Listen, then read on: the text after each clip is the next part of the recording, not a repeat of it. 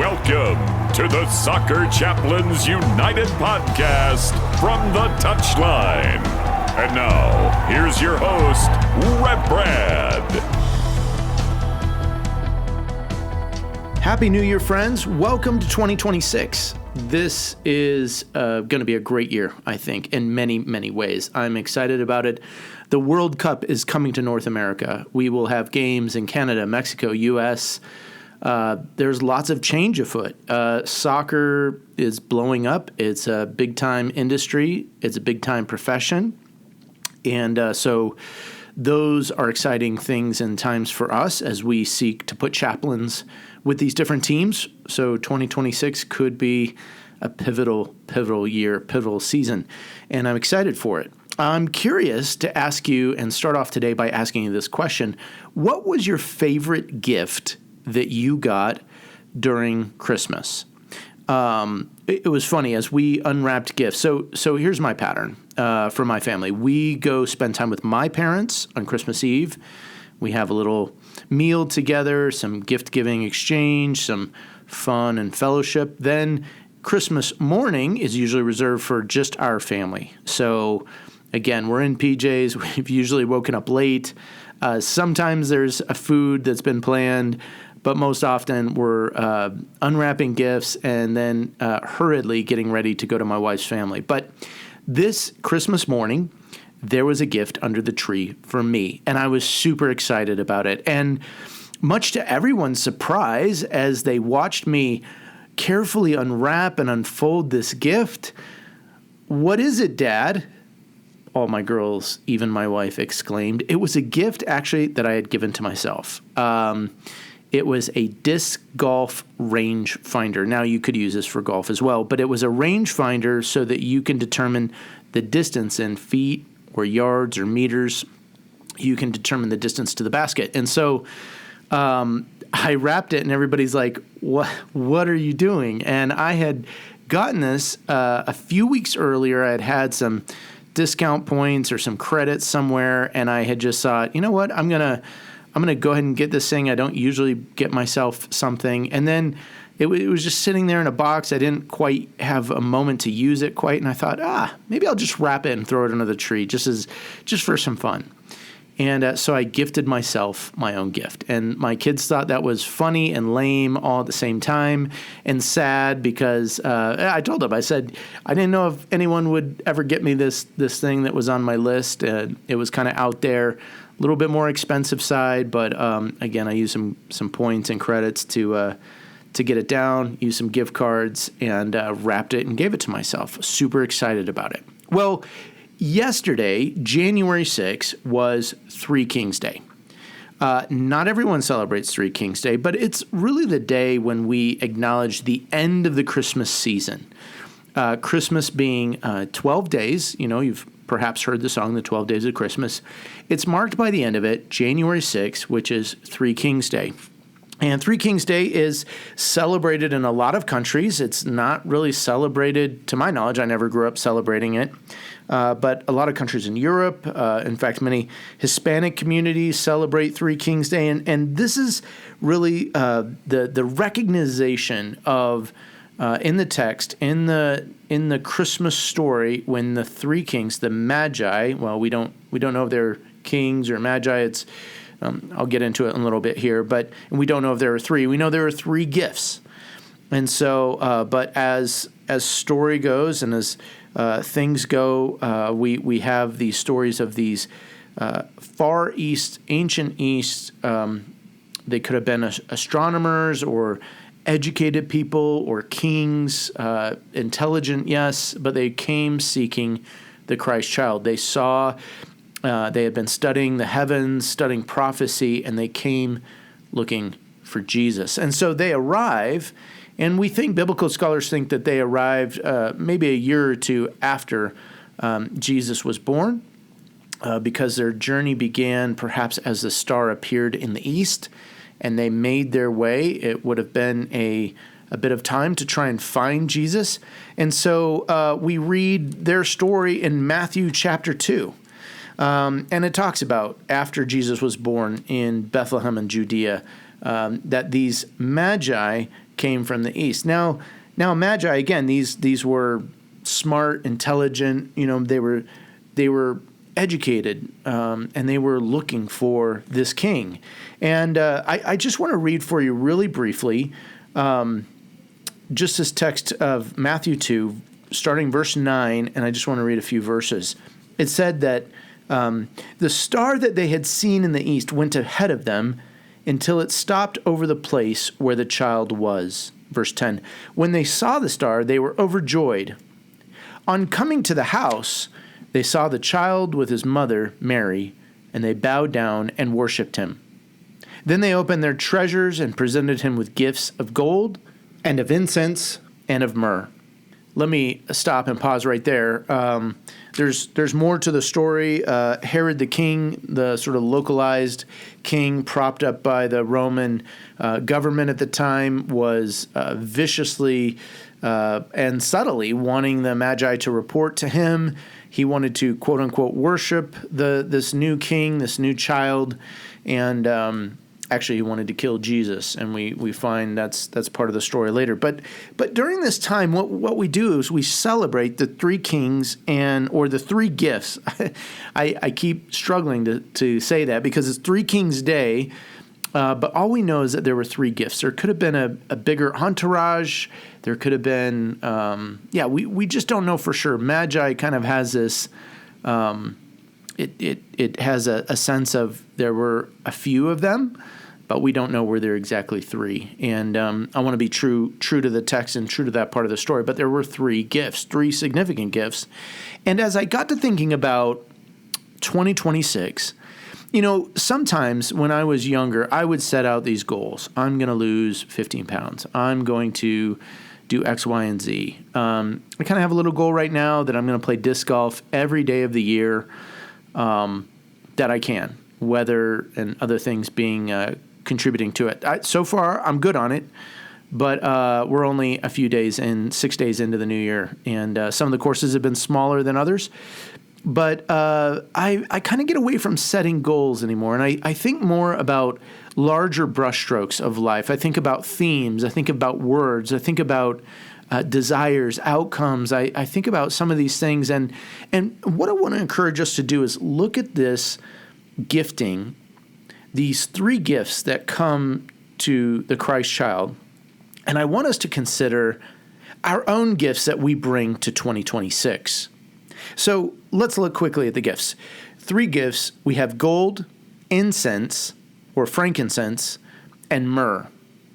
Now, these gifts you can go on, you can research, you can look into them. They have different meaning. They have different symbolism. I just want to talk about some ones. I don't know if they'll seem obvious. They're ones that I've studied before. But the gold is a sign of wealth. The gold is a kingly gift. And so by bringing a gift of gold, the Magi are saying, we recognize you as king. And what's interesting to me is that God has a way of providing the things that we need before we need them. As the story goes on, Mary, Joseph, and Jesus flee to Egypt. And they're on the run from Herod. They go there and live there for 2 years. And if you've ever been displaced, and many who listen to this podcast, many who are involved in football, in the footballing life, displacement. Contracts don't last very long. Team to team to team, you move around. You move around the globe. Sometimes pursuing opportunities. Some opportunities don't work.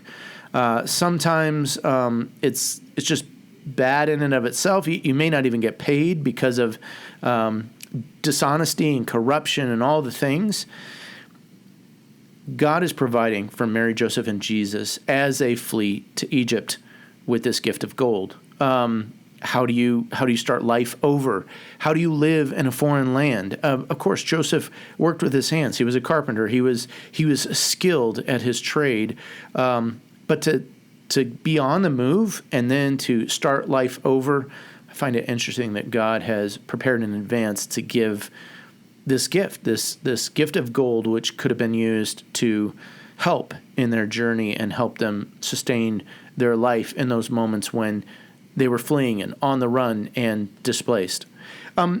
The second gift that we look at is this gift of frankincense or incense. It was used in worship. It's really a symbol of Jesus' divinity. It's a symbol that he is one to be worshipped.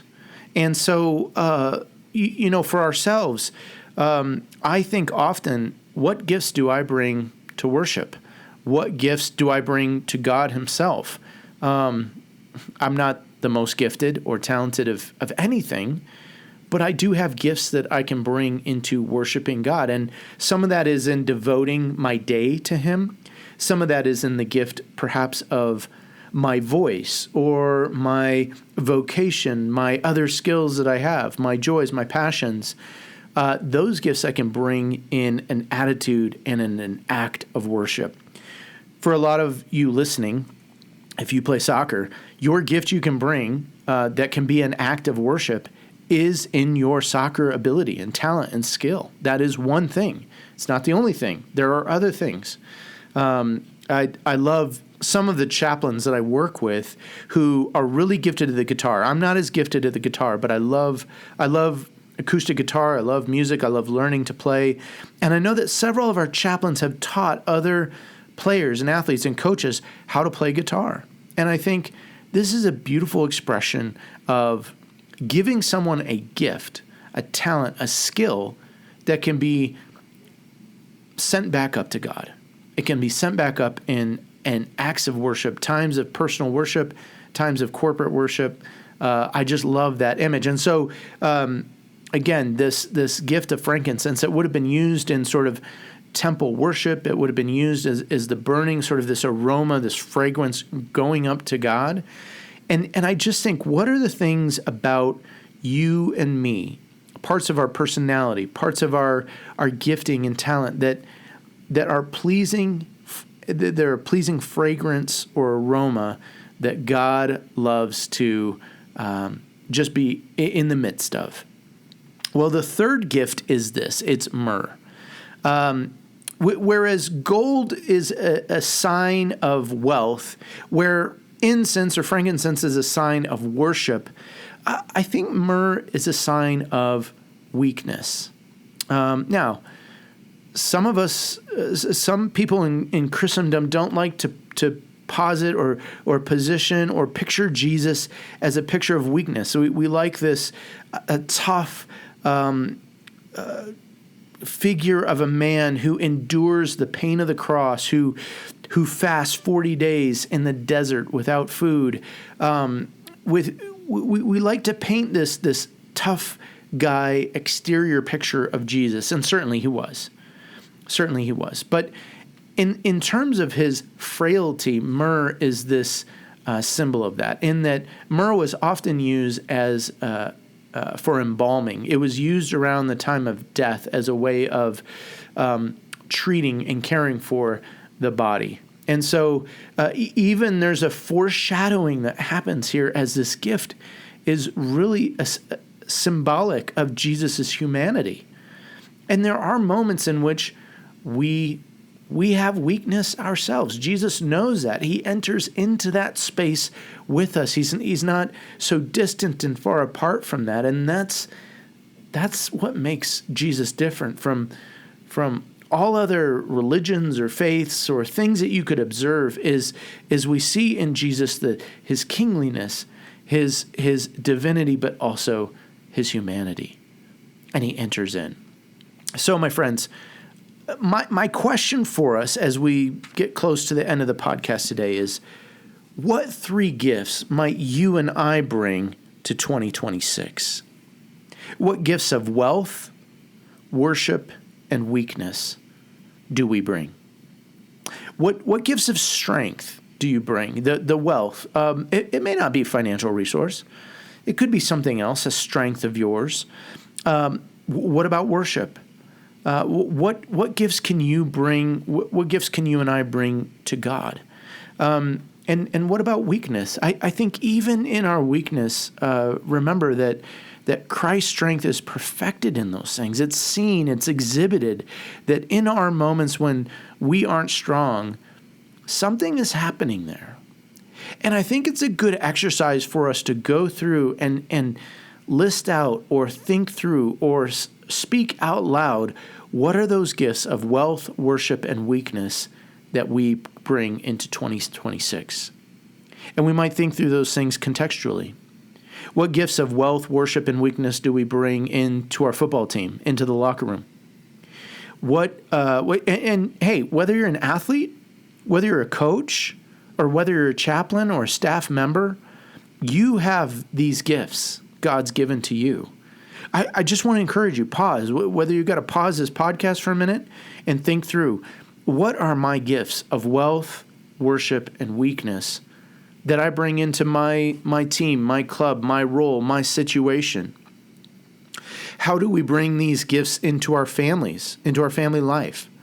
How do we bring these gifts into the church, into our groups, our friend groups, our gathering, our community gathering groups? What gifts can we bring? Now, some of us might struggle. Well, Rev, I don't want to bring a gift of weakness into the football club. I want to be seen from a position of strength. But what is it? What is that humanity piece of you, that human factor of you that you bring? And someone might think it's weakness, but in reality, it's a beautiful gift. It's a beautiful gift. What am I talking about here? Let me give an example. I've seen in some teams, as I've been chaplain, that there have been athletes who are the ones who come smiling every day to training. And even though they're maybe not the starter, maybe they're struggling to get the playing time or the coach's attention or to prove they belong, they bring an attitude of joy every day. And they're the first person to put an arm around someone who's struggling. Maybe it's a starter who goes out with an injury. Maybe it's someone who's a rookie down on their luck or not able to break into the first team. It can be seen as weakness to be open, to be vulnerable, to put an arm around someone after training, to keep smiling and having joy even though the situation isn't great or their own personal circumstances aren't going well. But it's a gift. It's a gift. I've seen in the Christian athletes as they pray with other teammates, as they pray for other teammates. Sometimes it's seen as a weakness. Religion's your crutch, or faith is your crutch. But in reality, that weakness, that part of their humanity is really a gift, because they don't know it, but in a moment they're reflecting something. They're showing something. They're showing a need for God and that they can't do it all themselves.